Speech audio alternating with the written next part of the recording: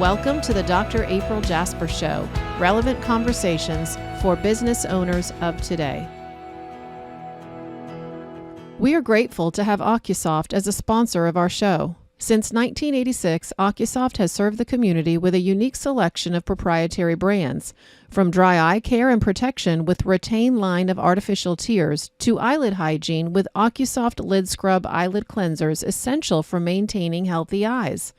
Zoria Skincare from Ocusoft offers revolutionary products for people with sensitive skin and eyes. Thank you to Ocusoft for being the #1 doctor-recommended brand of eyelid cleansers and providing patients and doctors with products and supplies to continue to keep our eyes healthy.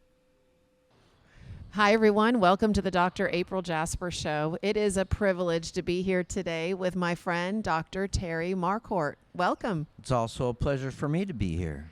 So I don't know that everybody knows the lovely journey that you've had and all that you've done in the world of optometry, music. Let's see, you're going to tell me more. Travel. What else? Politics. Politics. There we go. So where do we begin? At the beginning. Go ahead. Tell them who you are, Terry. Well, first of all, I think I want to talk a little bit about your lecture this week. Okay. Well, we're at Island Eyes, and this is a beautiful place. I learned all about volcanoes. And go ahead. What about the lecture? Yeah, I took two things away from your lecture. One was the importance of dilation. I practiced optometry for 46 years, and with each year, I became more of an advocate for dilation. And I think that, you know, for the future of the profession, for the quality of care for our patients, the self-esteem of the doctors. Right. It's important that we dilate every patient. So the case was a patient who had acute retinal necrosis, which, as many of you know, it actually does not show up in any way in the posterior pole until it's too late. And so this case I talked about and was very clear with everybody that it was a blessing to me that I did make certain this patient was dilated. It isn't something that everybody always does, to your point. So yeah, that was a life-changing case for me. What was the second thing? Have you ever been to an ophthalmologist that didn't dilate you? Oh yes, many times. If you were there for an eye exam? Well, not as a patient, but when I did my residency, I definitely worked with several that did not. Oh. But that was because they were different specialists. They were there for, I had oculoplastics in, I had different ones. But if they were doing a general eye exam, then absolutely they did. Yeah. I mean, why we think that we're different, right? I think is a mistake. I hear you. And with AI taking over everything, I mean, a refractionist is not that big a deal. Right. I hear you. The other thing that you talked about was you said it's important to bring value to someone's life. Yes. Focus on bringing value to someone else.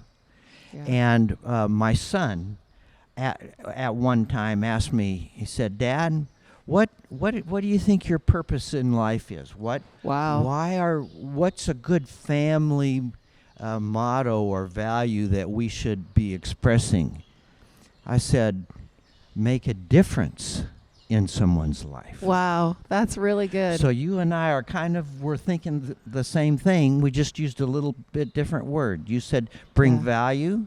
I thought make a difference. That's great. And you did. You're not in optometry now. You said you're retired. Yes. But what a career you've had, and in so many different ways. So walk us through that. How have you brought value to patients and to people, made a difference in people's lives?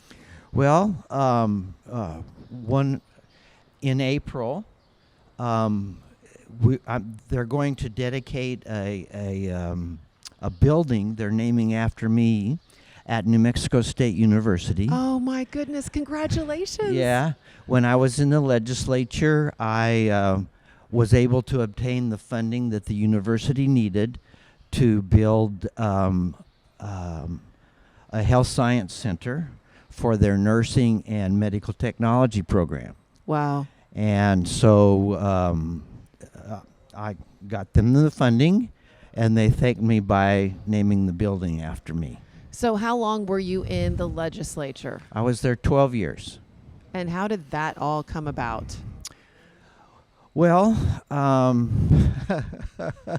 I was, as a student, I was the legislative coordinator for the AOSA. And I did that for a couple years and kind of just was always interested in the politics of optometry. And that just carried into my public life later. So you started a practice. Tell me what happened after you graduated from optometry school. I finished optometry school, and they wanted to create a new division at Southern College of Optometry called the Vision Education Foundation. And before I left, when I was in my fourth year, the president of the college called me into his office and asked me to create that position, be that, and be kind of like an postgraduate arm of the college, as well as an advocate for the profession. And I thought, that would be nice. Right. But I really had more of a clinical vision for myself. And so I went back to New Mexico and practiced just open cold. And I had two practices there, one in a resort town called Ruidoso, and another one, a little bigger city, about 60 miles away. Oh, my goodness. And that was how I started in optometry. Wow. And then how many years were you in practice before you decided to go to politics and move in that direction? Well, I practiced probably about 20 years before I went into politics, and I just thought there was I was an observer like most people are. Right. And one year I was at the courthouse watching the results come in from the current election, and I was talking to one of the old-time ranchers that was a patient of mine, and he was also in politics. He was one of the local senators, and I said, "What about this guy? He ran unopposed. Why didn't we have someone running against him?" And he said, "Well, I don't know." I said, "Well, if you'd asked me, I'd have run. I would have done it. Oh no! And you know what else? I'd have won." And he said, you. "Okay, well then let's get it right." This was a primary contest. Oh my gosh! And I said, and he said, "Well, let's get a write-in campaign going." And I said, "No, when we do it, we're going to do it right." So 2 years later, at the next cycle, oh my gosh, I ran. And like I was telling you, he was a very well-known, very well thought of incumbent. He had been there, I think 8 years or 10 years. Wow. And I was so scared. I couldn't face losing. Yep. So I worked really, really hard. Right. And won. That's incredible. Now, you say that in one sentence, but come on, tell us more. What was it like? What did you have to do? Did you know what to do? Did somebody help you? Like, how did this happen? Well, you had a whole campaign of, like a whole crew of people?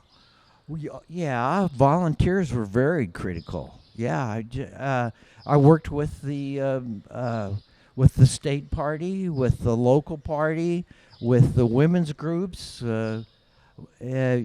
just anybody that would lend a hand. I went for it. That's incredible. My sons were they were like in elementary school when I started. They helped me. They went door to door for me. Wow. And I explained to them. First of all, they went with me and Right. watched me give the talk, and then I said, okay, now you guys go down that street, knock on the door, tell them you're Todd Marquardt, and you're here to ask for a vote for your dad. Oh my gosh. And they said, oh, I can't do that. I said, look, 20 seconds of extreme nervousness. Overcome that, and you have a lifetime of wins. Wow, that's good advice. Yeah. So they did it. And and then through when they were in high school, they were still helping me.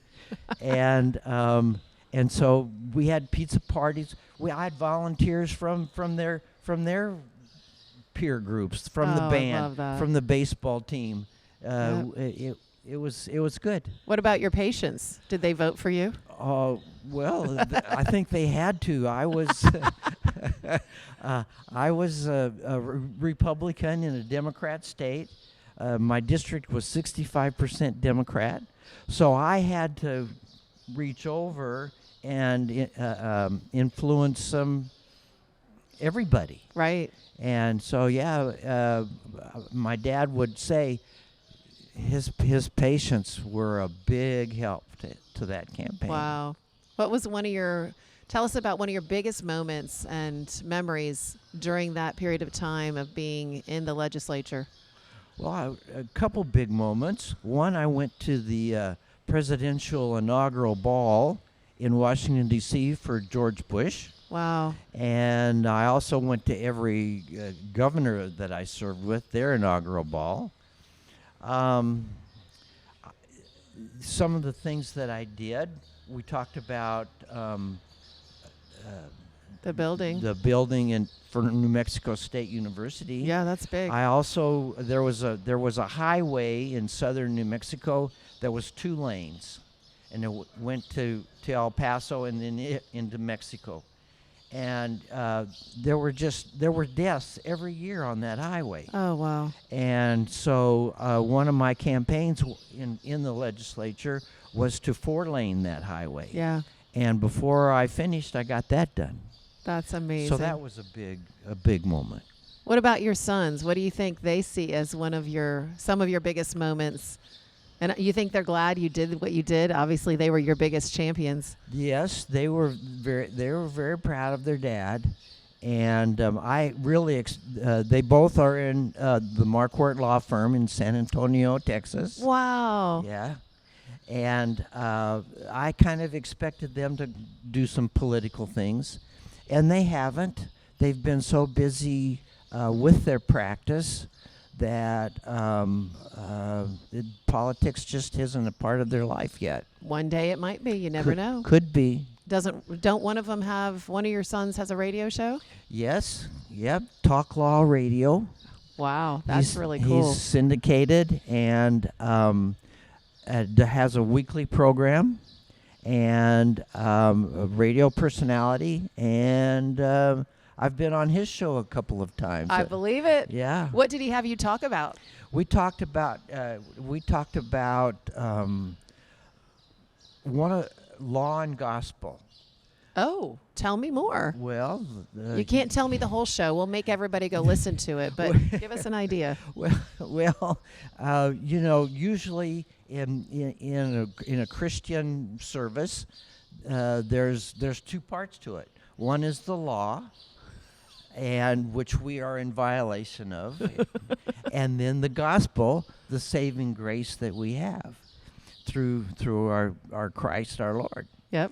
And so we kind of parlayed that to life, and the law, which he's an attorney, Right. and the grace that comes with that in living through life. Yeah. So we talked about things that we passed in the legislature that affected the public and the law Wow. and gospel of of everyday life. Oh my goodness. He sounds like he is so intelligent. To even be able to put that together and say, this is what we're going to talk about is incredible. Yeah, he's a pretty sharp guy. So what made so while you went into legislature, so now you're working doing this and you still have a practice, 2 practices. How in the world did you do that? Well, with the help of my colleagues in optometry, the Optometry State Association, there were, I don't know how many volunteers I had, but probably 50. Oh, wow. That would come and help see my patients, and I paid them to work in my office, but they gave time away from their practice. That's incredible. From building their practice. And I couldn't have done it without them. Yeah. I couldn't have done it without a fabulous staff. I had 8 assistants. Wow. And they just kept things running. I don't think the patients knew I was even gone. They saw that name, Senator, and they thought, is that my doctor? That's incredible. It is very important to have a wonderful team, and it sounds like you really did it. So how do you feel about retirement? Well, I'm enjoying it. I 2 big things that are on my calendar for every day, and one is to practice my saxophone so that I'm ready for the next gig. And I play about twice a week, perform twice a week. Wow. And then the other thing on my calendar is fitness. Oh. I have to do a fitness program, and I do a professional music program every day. That's incredible. So the kids, you said they don't play any instruments? Not anymore. Okay. My one son did play through college at Texas Tech, and but he doesn't play anymore. All right. So you knew I was going to ask you this question. You ready for it? I warned you yesterday. What advice would you give your younger self? And so I love to hear just off the cuff what people come up with. Well, I don't remember you warning me. Oh, so maybe I didn't. Even better. But what advice would I give my younger self? I would say I think that one of the things you brought out in your talk was work-life balance. I think the pendulum has, in interviewing associates for my practice, Right. I think that the pendulum has swung too far. They talked more about work-life balance than they did vision for optometry, vision for their practice, vision for their patients. So I think it's important. And I think that advice I would have given my younger self is spend a little more time with the family. Spend a little more time relaxing. As we talked about, I was very busy, not only with optometry but with politics and music. So I would take a little more relaxing time. Right. Go on a few vacations. Go to Island Eyes in Hawaii. Yes. You started doing that a few years ago, right? I did, and we've come for the last 5 years in a row, and we expect to come the next 5 also. That's right. There you go. We might see the volcano this time. You stayed there. Did you have a great time? Stayed at the National Volcano Park, and the hotel they have there is fabulous. The food was even better. Oh, nice. Yeah, it was very, very nice. Awesome. And I want to thank you for inviting me to be a part of your program. Absolutely, Terry. You are incredible. I'm sad that we hadn't met and spent time together before, but this was meant to be. And I think it's stuff like this. It's this type of conversation that really can make a difference for our younger colleagues. You know, my daughter's in optometry school, and I'm so excited for her to hear stories like yours and to really know how important it is, not just to be a patient caregiver, let me say that different, not just to be an optometrist, but also to be involved in the inner workings of politics. Even if we don't run for office like you did, there's a lot we can do to be involved. So why don't we end with that? Tell us more How did the AOA help you? And what should up-and-coming optometrists be thinking about the AOA and their involvement there? Well, when you think of the trades, the building trades, electricians, plumbers, most of them would not even consider working and not be a member of the union. Right. And because there's value in numbers. Right. And I think that's important for a professional also to be a member of the professional association. Right. And the AOA has, from the time when I started practicing, there's so many more benefits now that they have, with malpractice insurance, life insurance, Yep. all of those health insurance, all of those things that you can get through the association, and the support that the association gives on political matters. Right. All the way from being able to use a topical anesthetic. Yep. Can you imagine there Oh was a my time gosh. that you examined eyes without doing a glaucoma test? I can't. It's Yeah. crazy. So, I mean, it was the AOA that made all of that possible. Yeah, it's incredible. Well, Terry, thank you so much for being on the show. I appreciate you so much and all you're doing and all you've done, and enjoy the saxophone. And hopefully somebody can come see you soon. Or do you travel? Where will you be next? Well, the next I'm playing in Orlando, a concert Okay. in March, and then we're going to a couple of jazz festivals in the summer. What's the name of your group? Colorado Jazz Orchestra. Oh my gosh. That's incredible. Yep. A whole different group of people that you get to be involved with, right? Yeah, and different walks of life that influence my life. That's great. And you're thanking me for what I've done. I'm going to thank you for what you've done. I met you a long time ago when you were new at everything, and you showed signs of what you are today, even then. Oh, thank you, Terry. It's been a great time talking to you. I appreciate you, and we'll see each other next year at Island Eyes, right? Okay, in Hawaii. That's right. Thank you.